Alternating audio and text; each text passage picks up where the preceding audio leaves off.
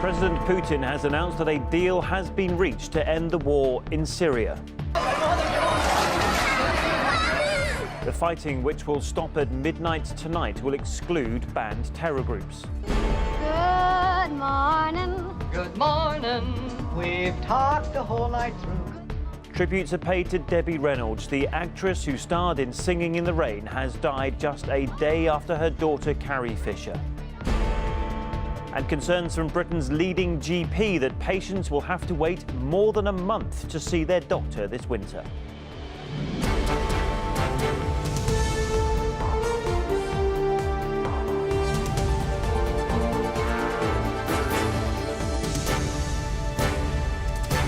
This is ITV News with Chris Shipp. Good afternoon. A ceasefire in Syria has been agreed between government and rebel forces. President Putin has announced that Russia and Turkey will act as guarantors.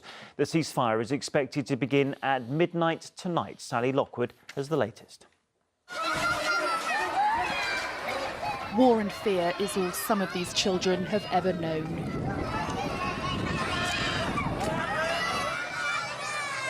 Running from an airstrike just hours ago, this time at the site of a school.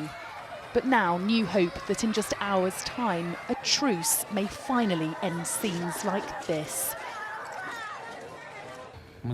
We know that not long ago a trilateral meeting between the foreign ministers of Russia, Turkey and Iran took place in Moscow, during which all three countries took responsibility on not just control but on guaranteeing a peaceful settlement process in the Syrian Republic.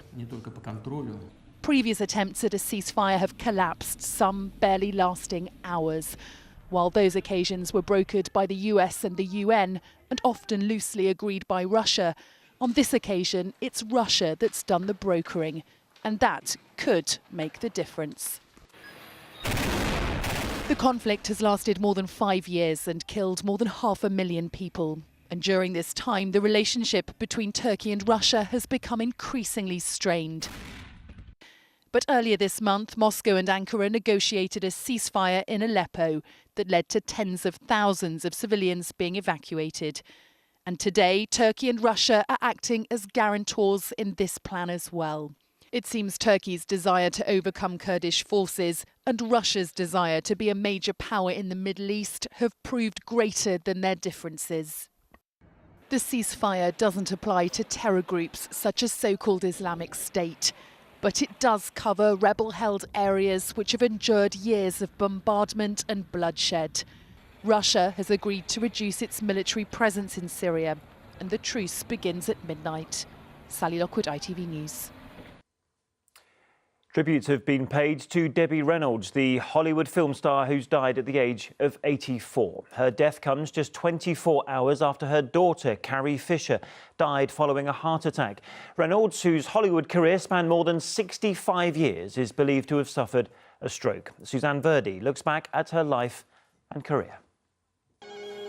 Good morning. Good morning. We've talked the whole night through. Good morning. Good morning to you. Good morning. It was this film that set a young Debbie Reynolds on the path to stardom, aged just 18. Good morning, good morning. Come on, girls, jump in. Ma, there's no singing here. It's great to stay up late. Good morning to you. And she continued to act, more recently taking on the role of bossy mum in the US comedy Will and Grace. Her son, Todd Fisher, said his mother, who was 84, said, "I want to be with Carrie," and then she was gone. She suffered a stroke barely a day after her daughter's death.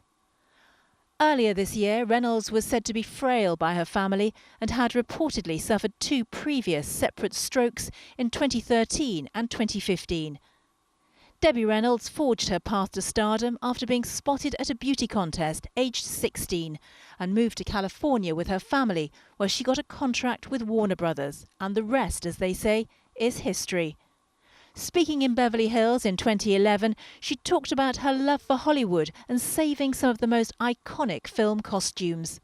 I saved a lot of the legacy, a lot of the stars' costumes. So I'm perhaps everybody's mother. She was immensely proud to be nominated for an Oscar for the unsinkable Molly Brown. My best film was The Unsinkable Molly Brown. I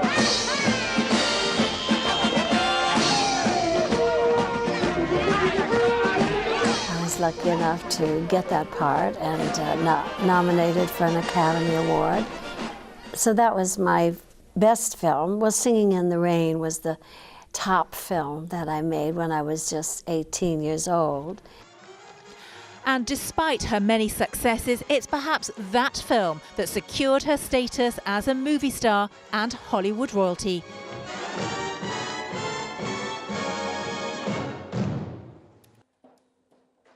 Debbie Reynolds, whose death has been announced today. Britain's most senior GP has warned that patients facing lengthy delays to see their family doctor could be putting their health at risk. Dr Helen Stokes-Lampard from the Royal College of GPs says extended waiting times could see non-urgent ailments develop into more serious problems. Jenny Longden reports. A timely warning from the country's top doctor as GPs face their busiest season. Overstretched services, compounded by the onset of winter illness, mean patients will have to wait even longer for medical advice. Today, 1.3 million patients will see a GP throughout the UK. We're seeing 60 million more patients every year than we used to just a few years ago. So demand is rising. People are living longer, and that's a great success story. But when people are living longer, they also are developing more and more long-term conditions that we need to manage. I'm afraid there's no appointments left for today. Medical emergencies are the top priority at this time of year, meaning some patients are waiting up to 3 weeks for a non-urgent appointment. Doctors say they agree that's not good enough and they want something to be done. And I think there's a real risk that serious things, somebody who's got bleeding but doesn't want to trouble a doctor, somebody who's got a lump that could turn out to be cancerous, could be delayed. And if people are waiting several weeks for an appointment, that delay could be disastrous. They could complain about so many more things, like the hours they need to work, the stress they're under, the pressure to perform commercially. I mean, it seems self-intuitive that if you're ill and you have to wait for a long time, then the condition can get worse, it seems to me. NHS England say that GP surgeries are on track to receive £2.4 billion of investment over the next 4 years. But while they battle a chronic shortage of doctors, an ageing population and an increase in demand, it's the patients who face a winter of waiting. Jenny Longden, ITV News. British Cycling has said that it's unable to prove what was inside a medical package that was delivered to Sir Bradley Wiggins in 2011. The revelation comes just a day after the 5-time Olympic champion announced his retirement. The Team Sky boss has said the package contained a decongestant. And that's it. I'm back this evening. Bye for now.